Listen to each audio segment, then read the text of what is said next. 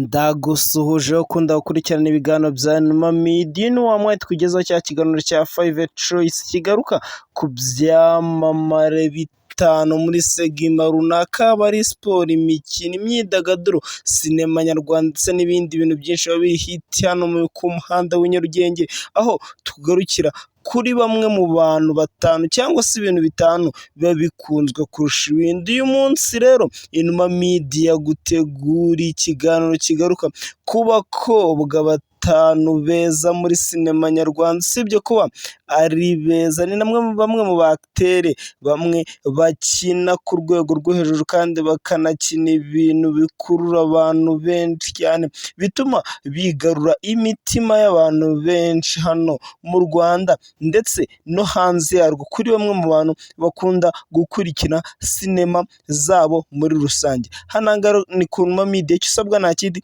ni ukanda subscribe, ubundi tukarushaho kujya tubana umunsi kundi uko bwije n'uko bukeye, mukajya murushaho kubona ibiganiro byacu cya uploading, ukajya uba mu ba mbere bakibonye. Nawe utarabashije gukanda subscribe, nta kintu usabwa ni ukuyikanda, ubundi tukarushaho kujya tubana umunsi kundi. Nakubwira ko abakobwa rero batanu tugiye kugarukaho, nawe ushobora kuza kuduha muri comment ubona yaza kuza kuba yari kugarukwaho muri abo bakobwa, cyangwa se uwo twashyizemo akaba atabimerita. Gowe nta kintu usabwa ni ugutega amatwi ikiganiro cyose paka kirangiye, ubundi tukarushaho kubana uburyohe gusa nibwo tugutegurira hano ku Numa Media. Nta kindi, we kurikira.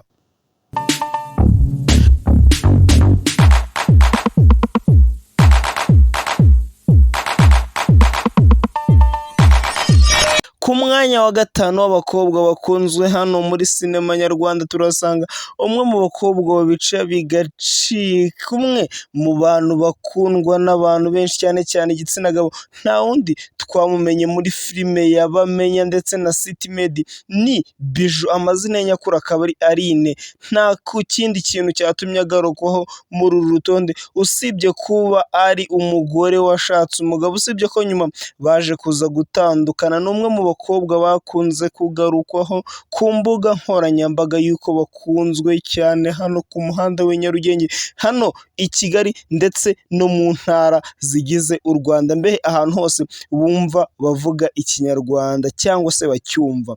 Rero Biju ni umwe mu bakobwa bakunzwe cyane muri filime y'Abamenya, dore ko ari umwe mu bantu bakunzwe bakinnyemo cyane, ari umukobwa ukundwa n'abantu benshi kandi akaba ari umukobwa uzi gusireyinga muri iyo filime, akaba abasha gukura abantu benshi amafaranga, dore ko ari nta muntu bapfa gukundana igihe kirekire muri iyo filime y'Abamenya, ari nayo yaje kumenyekaniramo cyane, bigatuma anakunzwe kwitwa n'abantu Biju kandi atari ryo zina rye nyakuri, dore ko izina rye nyakuri ari Aline. Rero Biju ni umwe mu bakobwa bakunzwe hano muri sinema nyarwanda, nubwo yabaye umugore ariko ubu ngubu akaba yaratandukanye n'umugabo wiwe.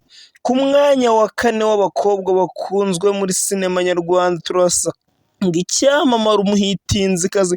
Ni umwe mu bakobwa bafite imiterere idasanzwe, dore ko ari umwe mu bantu bakunze gukurura abagabo benshi cyane, dore nta kundi Nowera niyo mubyeyi twamenye cyane muri filime nka Papa Sava ndetse na Seburikoko. Amazina akunze gukoresha muri Papa Sava tumuzi nka Fofo, naho muri Seburikoko tukamenya nka Liliane. Liliane rero ni umwe mu bakobwa bakunzwe hano muri sinema nyarwanda, dore ko byakunzwe kuvugwa cyane ngo yaba ari umwe mu bantu bavugana na Seburikoko cyangwa se Niyitegeka Graciane bya hafi, dore ko hariho n'inkuru zigeze zakorwa cyane ko Seburikoko ashobora kuzamugira umugore we, ariko izo ngizo zari inkuru z'ibihuha. Ubu nakuvuga ko niyo mubyeyi Nowera cyangwa se Fofo cyangwa se Liliane ni umwe mu bakobwa nawe washatse, wubatse urugo kandi ufite umugabo bashimanye kandi barambanye igihe. Rero wowe hano aha ngaha nubwo ari umugore, ni umwe mu bakobwa bakunzwe cyane bitewe n'uburyo azi kwakitinga filime nakuvuga ko nko muri filime ya Seburikoko ni umukobwa bakinamo role nyinshi, aho usanga rimwe na rimwe akina ari umukozi wo mu kabare, ahandi ugasanga akina akundana n'umuhungu runaka mu rwego rwo kugira ngo azamurye amafaranga, ariko biba bashaka kugira ngo bagire message runaka baha urubyiruko kugira ngo bibafashe kwirinda bimwe mu bintu byabashuka cyangwa se byabashora mu ngeso mbi ugasanga bibiciye icyerekezo.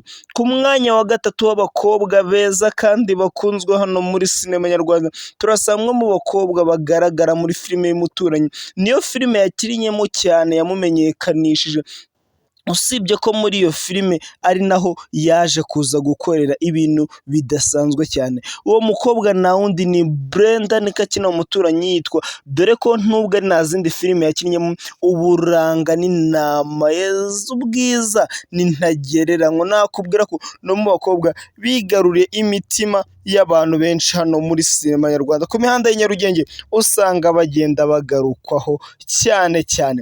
Brenda rero nakuvuga ko muri filime y'umuturanyi ni imwe mu bantu batangiye neza bagatuma inakundwa cyane, dore ko yaje kuza gukundwa n'abantu benshi, haba Karaputoni Kibonke nyiri filime y'umuturanyi byaje gutangira bakina basa n'aho bakundana, biza gukubitana ko yaje kuza muri filime umukinnyi w'icyamamare umuhanzi Karufani Govinda, nawe yaje kuza agakina n'ubundi aturanye n'uyu nguyu Brenda, nawe bakaza gukundana bigatinda, bikaza kuza ko navuga ko urukundo rwabo rwaba urukundo ruri seriye cyane, atari ibya filime gusa, ariko ibi byaje kuza kunyomozwa nabo ubwo bavuga yuko ibyo bakora ari ibya filime gusa. Rero Brenda ni umwe mu bantu bakunzwe kandi bafite uburanga buhebuje muri sinema hano nyarwanda, mbere ku mihanda y'Inyarugenge barakunzwe kurusha abandi. Ku mwanya wa kabiri w'abakobwa bakunzwe hano muri sinema nyarwanda turasanga nta wundi ni Bahavu Jeannette, twamukunze cyane muri filime nka City Maid, impanga yitegurira ubwo ku giti cye ndetse akaniyandikira, ndetse n'izindi filime nyinshi cyane yagiye yakitingamo nko gutera ibiraga. Twamenye cyane nka Diane muri filime ya City Maid ndetse na Kami muri filime y'impanga.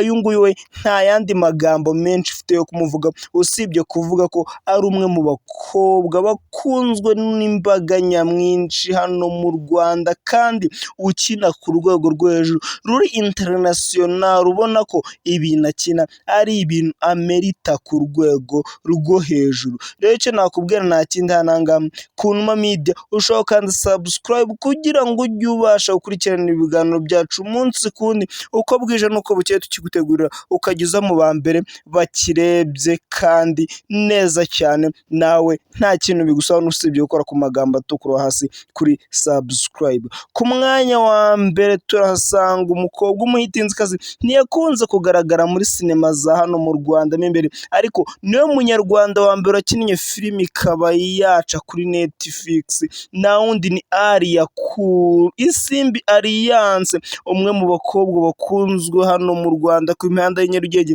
ugenda ugarukwaho usanga yaraciye ibintu ku mbuga nkoranyambaga, dore ko yashinze n'itsinda rya Kigali Boss Babies cyangwa se Kigali Boss Ladies, ariryo tsinda ririmo n'abakobwa benshi bakunzwe hano mu mihanda y'Inyarugenge. Navuga ko filime Aria Cool yakinnyemo zigakundwa cyane, harimo nka filime Aria The Move ndetse na Accidental Vocation. Ndi Inuma Imaso rumenera kandi subscribe, ubundi turushaho kujya tubana umunsi ku wundi, naho ubundi ndi Inuma Imaso rumenera nk'ibisanzwe. Twandikira muri comment utubwire, ese koko urabona abangaba ari bo bahiga cyangwa hari abandi ubona bari bakwiye kuza kuri uru rutonde ariko batabashije guhurukamo? We nta kindi usabwa ni cya kindi, ni ukujya muri comment ukatubwira ubona yagakwiye kugarukamo, ukatubwira impamvu ubona yagakwiye kuzamo, ukatubwira n'uwo yagakwiye kuba yasimbuye kuri uru rutonde rwacu. Ushobora no gukora share ku biganiro byacu tuba twagukoreye kugira ngo turusheho gutera imbere uko bwije n'uko bukeye, tukugerere mu nguni zose z'igihugu, hirya no hino amakuru tuyacukumbure tuyakuzanire muri sinema nyarwanda, imyidagaduro nyarwanda, ruhago nyarwanda ndetse n'ibindi byinshi bitandukanye biba biturendinga aha ngaha kuri iyi mihanda y'i Nyarugenge, ndetse turimo turagutegura n'ibindi biganiro bizajya biragaruka kuri sinema za interinasiyonari, haba muri Afurika ndetse no hanze ya Afurika ndetse no muri futuboro, mbese ku isi hose Inuma Media izajya iba ihakubereye. Cawu cawu.